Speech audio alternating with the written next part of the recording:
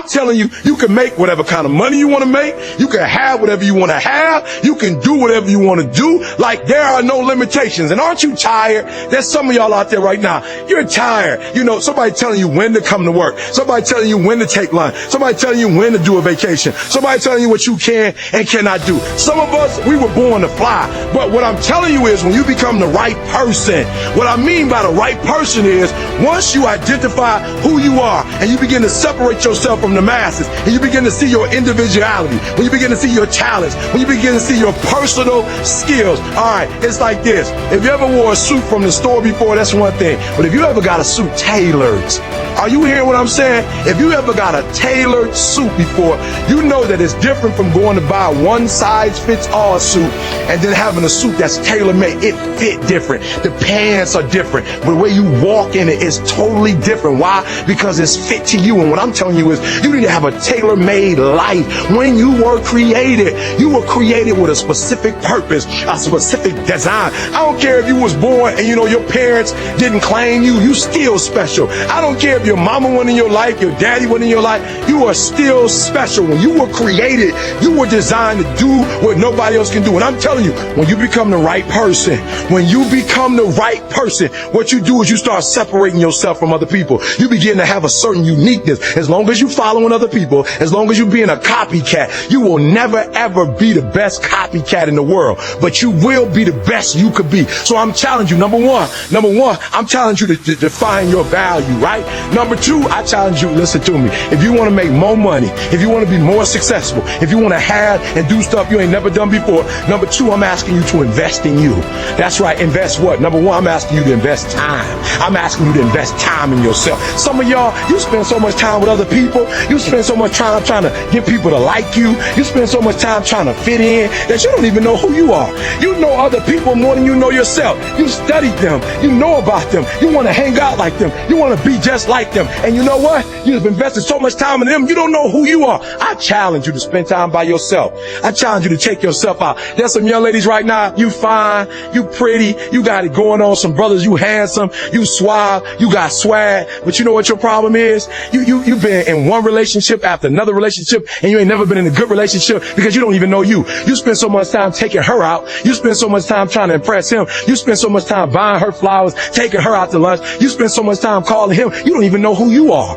You heard what I said. You've invested so much of your time in being liked by other people, being loved by other people, being appreciated by other people, that you don't even know who you are. And I challenge you to invest time in your own self. I challenge you to get to a place when people don't like you, it don't even bother you no more. Why? Because you're not concerned with trying to make them happy, because you're trying to blow up. You're trying to get to the next level. E.T., I don't like the fact that you do this. I don't care. I'm not living my life for you. I'm living my life for me. If you think it's going to be easy, if you think you're just going to get that business started without any trials or tribulations, forget about it. Don't even try to be successful. It's a wrap. It's not going to be easy, but I want you to feel that pain going through your body. And as pain leaves your body, guess what's going to take its place? Success. And so you got to change your mindset. All right? We got to stop looking at pain as if it's something negative. All right? Listen to me. If it was easy, everybody would do it. No pain, no gain. But I guarantee you, if you can outlast pain, if you can get through that pain, if you can get through that discomfort, all right? If you can outlast that discomfort, I guarantee you, baby, on the other side of it is success. You got to go through pain. They are success. When you travel down success, you got to go through the road of pain, baby. I told you before, if it was easy, everybody would do it. And you keep talking about the mistakes. You keep talking about the past. You keep talking about your trials. You keep talking about your situation. And I want you to know that everybody that's ever been great, everybody has had an obstacle to overcome. They've had a barrier that they had to climb. There is no individual who's ever reached success and he didn't have to go through an obstacle or a barrier to get there. Listen to me very closely. Sometimes it's going to be hard. Sometimes you're going to look all around you and nowhere do you see success. Nowhere do you see anything that remotely looks like success. But you got to embrace the faith. You got to believe that although it's not happening right now, if you keep pressing, if you keep pushing, guess what? One day is going to be your day. It only takes one extra push-up. It only takes one extra mile. It only takes one extra grade. It only takes one extra effort. It only takes one extra something to get you to where you're trying to get to. And the goal is you got to go a little further than the man who's trying to get what you're trying to get. You can't go around it. You can't go under it. You can't go over it. The only way you can get through it is through it. You gotta be able to see it and believe it, that when there's no evidence around you, when there's no evidence around you, when you got pain in your life, when you're tired, you feel like giving up, and you feel like quit. When you look around you, you don't see anything that looks anything like success. You gotta embrace the faith and believe that one day gonna be my day.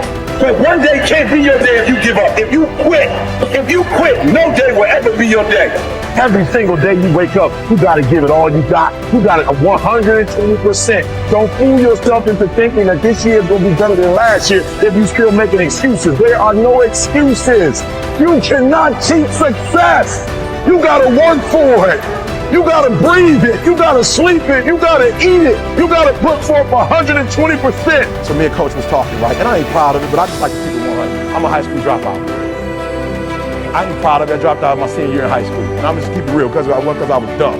It was because I left home at an early age, and I don't have no other way to say it. Coaches, forgive me, but my boys was on the block. While I'm in school from 8 to 3, they getting it in. So they picking me up in Mustang 5.0. They picking me up in the Jeep, top off, and the sound, no seat. They didn't blew the back seat out, no back seat out. They just got the 8 and 10s in the back, and it's boom, boom. And I'm coming out of class, getting in the car. They coming right up to Henry Ford. I'm from Detroit, 8 Mile. They coming right up, grabbing me. You ready? I'm getting in the ride. Like, why am I still going to school? They're like, why you getting F's and D's? Like, why you still going to school? So I dropped out of school. But guess what? You know why it was so easy for me to drop out of school? Because my father dropped out of school. My father had 5 kids by 5 different women. And why was it easy for him to drop out? Because my grandfather dropped out of school.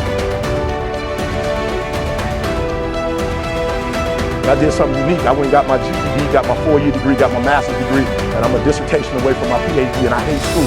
So somebody said, you hate school so much, why you get a PhD? Because I figure if I get a PhD, I'm gonna create something in my family, and my son gonna have to at least graduate from what?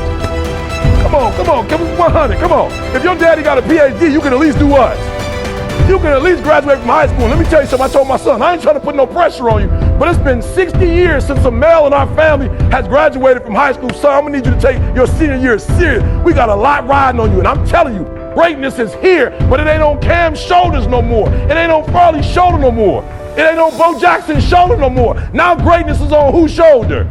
That's why I wake up every morning at 2 o'clock, 2:30, because I got my mama counting on me. I got my sister counting on me. I got my son and my daughter counting on me. I got a world that gets up every morning and watches me. I got little kids who don't believe that they can do it. When they saw me, they thought now they can do it. So I get up every morning at 2:30, 3 o'clock. Why? Because greatness is upon me. Dr. King is dead. Malcolm X is dead. I'm that new guy.